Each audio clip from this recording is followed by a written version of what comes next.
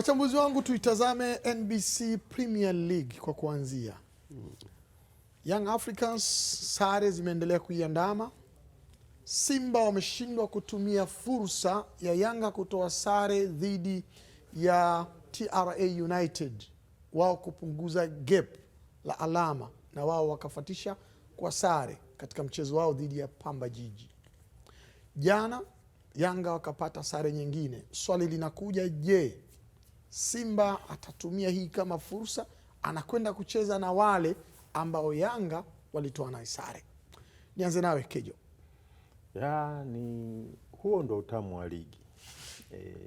Inaonyesha kwamba ligi ya safari hii si ya kitoto. Ule ubora ambao umekuwa ukisifika kwamba ligi yetu ni bora namba 5 Afrika, basi ni vitu kama hivi.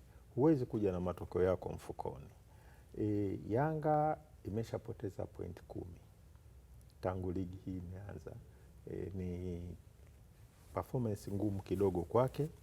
Imekuwa Yanga ikitegemea zaidi first 11 kuliko squad, kiasi kwamba imepoteza wachezaji nyota 4 kutokana na majeruhi.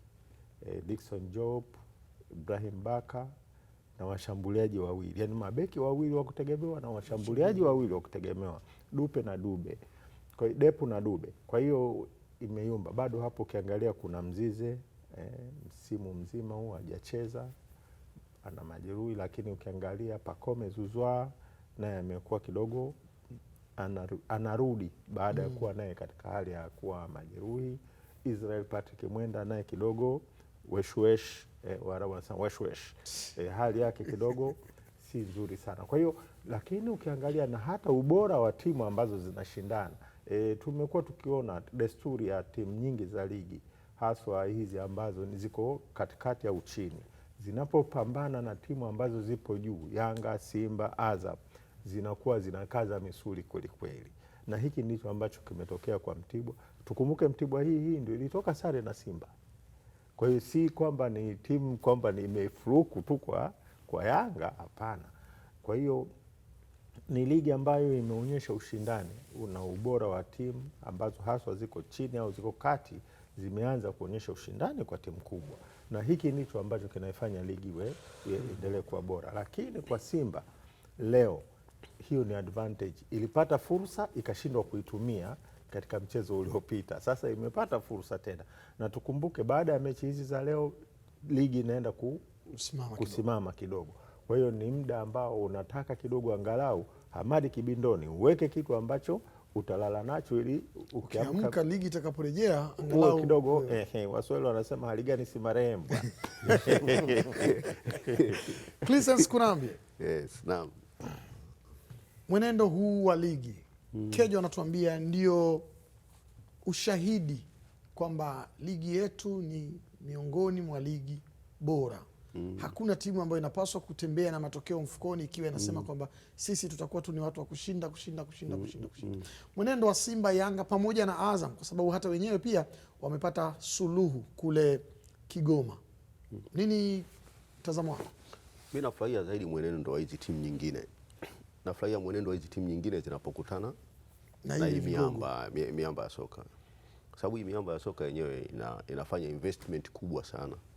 Inasajili wachezaji kutoka karibu kila kona ya Afrika. Lakini wanapokuja wanakumbana na maswali magumu, tunarudi kule aliposema kaka Kejo kwamba hiyo ni kiashiria kwamba ligi yetu sasa ina ushindani. Ndio. Moses, wewe ni shahidi miaka ya nyuma sana. Pengine hii hali ya sasa hivi haijafikia ile ya miaka ya nyuma, lakini tulikuwa tunashuhudia hiyo kwenye miaka ya nyuma sana. Kwamba Yanga akikutana na Coast Union, akikutana na Maji Prisoner na timu kama zile, ikikutana na Sigara. Kwa mfano kama kuna timu ambayo ilikuwa inaitesa Yanga, basi ni Sigara. Sigara ishaitesa Yanga zaidi ya misimu 3. Ngine Yanga anafungwa back to back. Katika kufungwa huko back to back unaweza kukuta Yanga anakuja anachukua labda ubingwa, lakini sio kirahisi tu. Kipindi ambacho mpira ulikuwa mpira kweli kweli. Sasa nataka kuona hii kitu inaendelea. Sio kwa maana kwamba eti Yanga, Simba au Azam zishinde mechi zao, ila ushindani kweli uwe reflect, kila mtu auone kweli hizi timu zinashindana. Kumekuwa na trend kwa mfano kwenye misimu mitatu miwili nyuma hivi, au mmoja, miwili au zaidi ya miwili nyuma hivi, consistency kabisa kwamba Yanga, Simba, Azam sometimes zinafunga hadi magoli hadi unajiuliza huyu beki kweli ameshindwa kukaba namna hiyo. Yaani uone ile kwamba timu kama inajituma. Uone kama wale wachezaji wanajituma. Simba alikaribia kushinda game na Pamba. Lakini unaona jinsi wale Pamba, na sio kama walikaa nyuma ya mpira, walikuwa wanawafanyia pressing Simba mwanzo mwisho. Unasema hata kama Simba ingeweza kushinda hata goli moja, unasema hata yeye mwenyewe sasa huko kweli ushindi huu tumeutorea jasho. Kwa hiyo mimi sikerwi na mwenendo wa Simba na Yanga na Azam, ila nafurahishwa na mwenendo wa hizi timu nyingine zinavyotoa maswali magumu kwenye vilabu. Kwa hivi vilabu ni kitu ambacho kweli hata kocha sasa akikaa timu ya taifa anasema yule anaelekea kukomaa, ngoja nimchukue nimuite hapa, nikimpa mechi kadhaa naweza nikaenda naye AFCON mwakani. Ndio kitu ambacho sisi kama Watanzania, kama ambao tunaupenda hasa mchezo wa mpira kuliko timu, nataka kuona ushindani. Asongelia. Na majeraha kwa wachezaji ndio ambayo inaigharimu Yanga hivi sasa. Ni improvement za timu pinzani ndizo zinazoipa maswali magumu Yanga, kama alivyotoka kugusia kidogo Cleasons, ama ni kule kukamia zaidi mechi timu za madaraja ya kati na madaraja ya chini kama alivyosema Kejo kwa dhidi ya miamba ya soka hapa Tanzania? nadhani inaweza kuwa ni mjumuisho wa yote hayo. Mjumuisho yote hayo kwamba Yanga wanaweza kuwa wameathirika kwa kiwango fulani kwa hizo injuries, kukosa key players kama wanne unaweza kutetereka, lakini kwa squad ya Yanga jinsi ilivyo vile vile hilo haliwezi kuwaathiri sana, maana wana kikosi ambacho kina wachezaji wenye quality, wana replacement katika hayo maeneo. Ndio maana nasema ni combination ya hivyo vitu vyote hivyo. Hizi timu nyingine nazo zimeimarika. Nimefurahi sana namna ambavyo Kunambi ameiweka. Ushindani kwenye ligi ni kitu cha muhimu sana. Unajua inafika kipindi kama anavyosema season 2 3 hivi 4 kwenda nyuma huko, ulikuwa unaona kabisa katika hizi mechi 10 hizi Yanga anaweza kashinda zote, Simba anaweza kushinda zote. Yaani hata ile ladha sasa inatoa ladha kidogo ya ligi. Lazima ligi iwe na ushindani. Kuna kipindi ligi ya nafikiri kwa ya Italy na ya Ujerumani, unaona Bayern Munich anashinda tu mechi zote, yani Juventus anashinda tu mechi zote. Yani hata ligi inakosa ladha, yani kwamba hivi kweli hamna ushindani hapo, lakini mnaposhindana timu inakutia hata wewe hamasa ya kwenda kuangalia mchezo kwamba leo sijui nani anashinda hii mechi. Ndivyo zamani ilivyokuwa. Simba acheze na Pamba, Yanga acheze na Pamba, Simba acheze na Sigara, Yanga acheze na Sigara, Simba acheze na Prisoner. Yani hujui nani anashinda hiyo mechi. Ndivyo inavyotakiwa hiyo mechi, ligi hiyo ya namna hiyo. Hiyo ni ligi. Sasa unakwenda kabisa leo hapa JKT leo anapigwa kama si 2 3 kwenda juu. Yani inakupotezea ladha. Lakini inapokuwa hivi mechi hujui nani anashinda. I like that. Napenda iendelee hivyo. Kejo, na tuna tabia sisi kama mashabiki, kama watazamaji, wa ku single out wachezaji, hususan pale ambapo matokeo yanapokuwa dhidi yetu.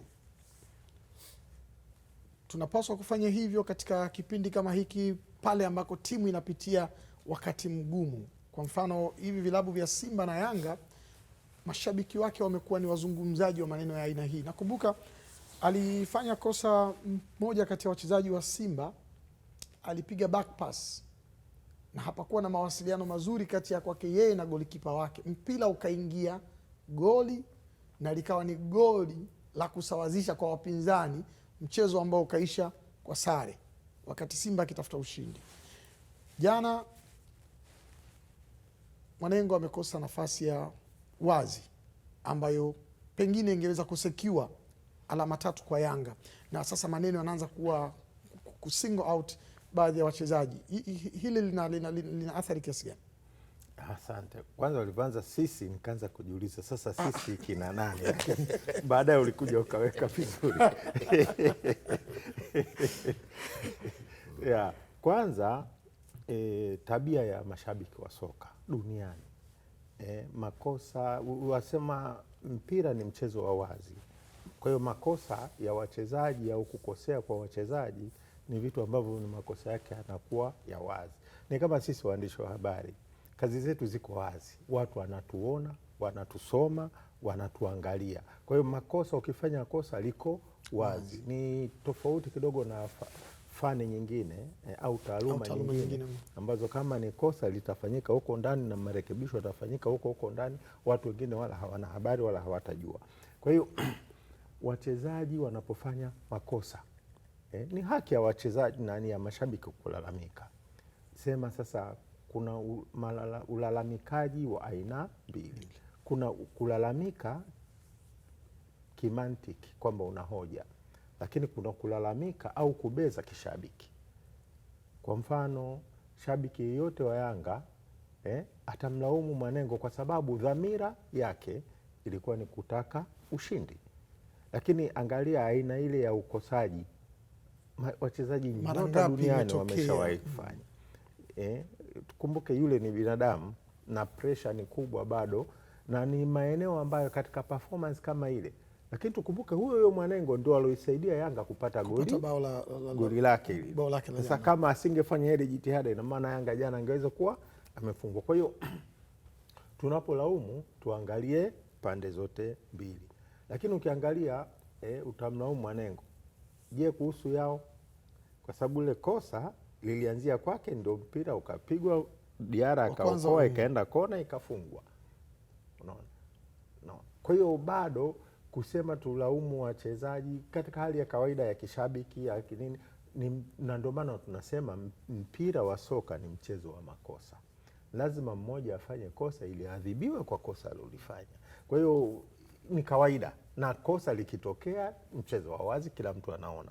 Labda kitu tu cha kujiuliza, kuna kitu statement alitoa Evans ambayo niliipenda, akizungumzia akasema Manchester City ina squad, haina first 11. Sasa tujiulize tu katika yale yaliyotokea jana, je, Yanga ina first 11 au ina squad? Kwa maana ya kwamba tumetaja hapa wachezaji 4 wa kikosi cha kwanza wamekosekana. Je, waliochukua nafasi zao wameziba nafasi zile? Lakini pia tuangalie usajili wa kimataifa wa wachezaji wa Yanga. Imesajili mchezaji ametoka nje ya nchi anakuja, lakini bado anawekwa benchi na kina Mwanengo. Mpaka jana baadhi ya watu wakaanza kumkumbuka Celestine Ekwa, kwamba hivi angekuwepo hapa si angeweza kusaidia katika hali hii, angeweza kuwa ni mbora zaidi ya kina Jamed Buba na hivi. Kwa hiyo ni vitu ambavyo vinatusaidia. Unajua, hata hivyo huwezi kuwalaumu viongozi wa Yanga kwa sababu hakuna mtabiri anayeweza kusema huyu akija tu moja kwa moja atafanya 1, 2, 3. Unajaribu, ukikosea unajiuliza, unafanya marekebisho. Lakini ni wazi kwamba kuna maswali mengi katika usajili wa kimataifa wa safari hii au wa msimu huu kwa wachezaji wa kimataifa wa Yanga. Prisons. Simba anakwenda kukutana na TRA. Walipaswa kucheza wiki 1.5 iliyopita. Uwanja haukuwa ruhusu kwa sababu ya hali ya hewa. Uwanja ulikuwa umejaa maji kutokana na mvua. Fursa imepatikana, uwanja wa Meja Jenerali Samuyo leo. Wenyewe wanakuwa wageni. Mchezo ule uko Kiporo. Kwa namna ambavyo wamecheza mchezo wao dhidi ya Yanga, kwa namna ambavyo pressure ilivyo sasa hivi kwa Simba kwenye kutafuta alama 3 wapunguze gap dhidi ya Yanga, lakini pia kwa yale tunayozungumza kama maneno ya kihisia ya watu, TRA wasije kuonekana ni kama walicheza kwa staili fulani dhidi ya timu kubwa Yanga, lakini TRA wameendelea consistently kucheza hivyo hivyo dhidi ya Simba au wakicheza tofauti wakaja kutafsiriwa tofauti. Hilo linafanya mchezo huo wewe unautazamaje? Kwa na utazama ni mchezo ambao unaweza ukawa mgumu, unaona kwa hichi kitu ambacho kinaendelea sasa hivi, lakini bado Simba inakuwa favorite kwa maana ni timu kubwa. Timu inakuwa favorite. Yanga nisikilize, Fupa umemshinda Fisi, bado ndio maana nasema favorite. Favorite sio kwamba Simba atashinda moja kwa moja, ila ana nafasi fulani ya kushinda. Unajua Simba na Yanga zenyewe at least zinakuwa na squad pana. Hizi timu mara nyingine, kwa mfano kama TRA, si ndio, ilitumia nguvu nyingi sana kucheza na Yanga, si ndio, na ikafanikiwa na ikapata sare.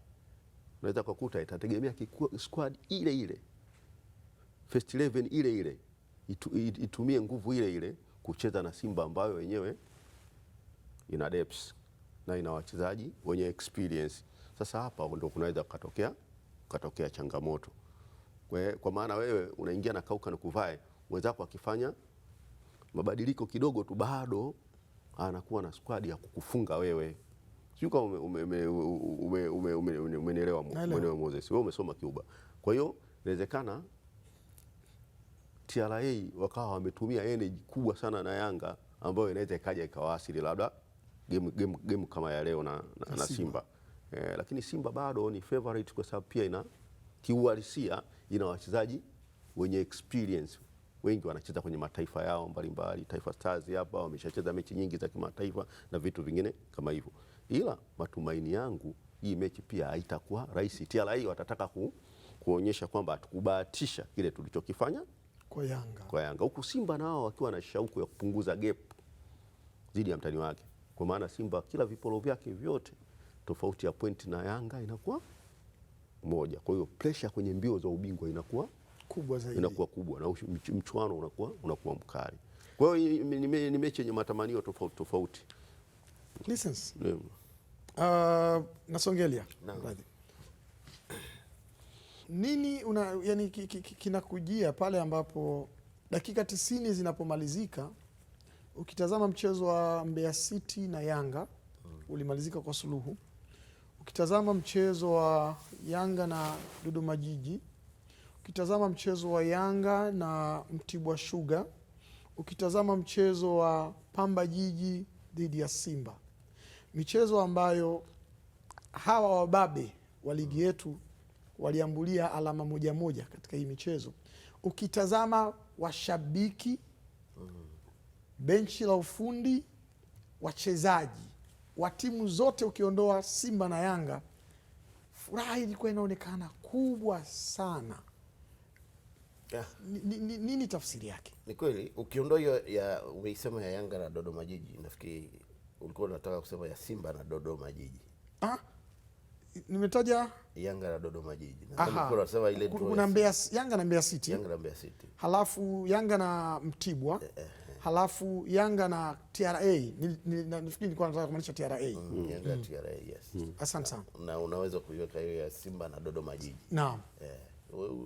Kupata sare dhidi ya Simba, Yanga na hata Azam, lazima timu nyingine zifurahi sana, kwa sababu kwanza ni hizi timu zilivyofanya investment kwenye kwa wachezaji na management ya technical bench na focus yao, miaka nenda miaka rudi.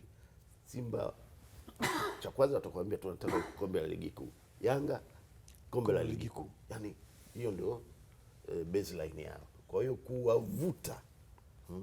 kuwavuta na uzito wa vikosi vyao na historia ya hizo timu mbili, lazima timu nyingine zisherekee sana. Ni mafanikio makubwa. Kwa hiyo hata lilipotokea jana la Mtibwa Sugar, nadhani kitu kilichowapelekea washangilie sana ni muda waliofunga zile goli, dakika ya 90 jumlisha 2 kati ya 4 zilizoongezwa. Yaani unakuwa una uhakika wa 99.9 kwamba hii mechi tunaimaliza kwa sare, ingawa ilitokea hiyo situation ya Mwanengo kuweza pata nafasi, lakini kile ndicho kilichowafanya Mtibwa Sugar wafurahie sana ile point moja, na hao Mtibwa ndivyo almost kile walikipata dhidi ya Simba, ingawa walisawazisha mapema kidogo lakini waliweza kulishikilia bomba na mchezo kaisha kwa sare ya 1-1. Kwa hiyo kupata pointi moja dhidi ya hawa wababe wa soka wenye historia kubwa lakini wenye investment kubwa kwenye vikosi vyao, wachezaji wa milioni 600 700, lazima ufurahie. Ni sawa sana Simba akimshikilia El Ahly, lazima uchangilie sana. Wakati mwingine licha ya kujali nafasi yako katika msimamo wa ligi iko kiasi gani, bila kujali mwenendo wako katika michezo ya michuano hiyo iko kiasi gani, lakini hiyo mechi moja inaweza kukupa furaha kubwa kiasi hicho. Inakupa furaha kwa sababu pia inakupa motivation. Unakumbuka Mtibwa baada ya kutoa ile sare na Simba kama ilimpa motivation ya kushinda mechi kadhaa hapo mbele.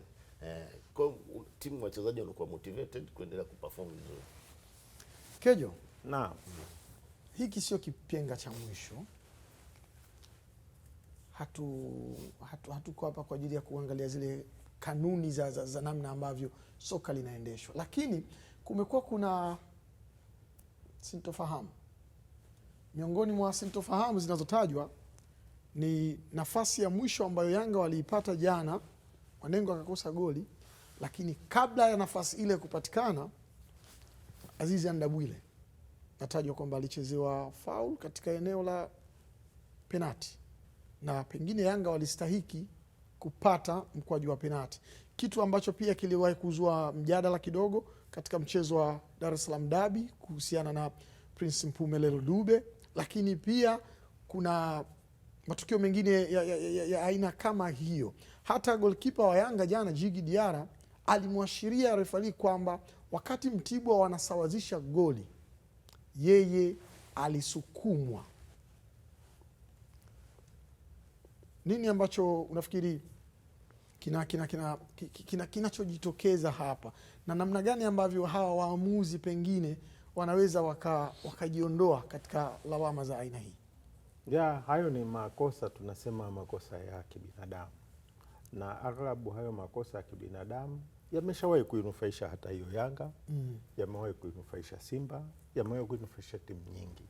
Kwa hiyo wakati mwingine makosa ya kibinadamu yanaweza yakakunufaisha wewe na yakamnufaisha mwingine. Na ndio maana kutokana na wingi au kuongezeka kwa makosa ya kibinadamu, wenzetu huku duniani wengine wameweka msaada wa kiteknolojia wa VAR. Kwa hiyo na ndio maana tuliona hapa katikati kumekuwa na pressure kubwa ya kuwekwa kwa VAR hasa katika viwanja, kwa kuanza labda na viwanja vya Dar es Salaam au viwanja vikubwa. Kwa hiyo makosa ya kibinadamu wakati mwingine watu wengi au baadhi wanahofu isije ikawa ni kichaka cha kujifichia kwenye makosa ya kibinadamu, lakini yapo na yanatokea. Cleasons Kunambi, tutoke kwenye ligi kuu.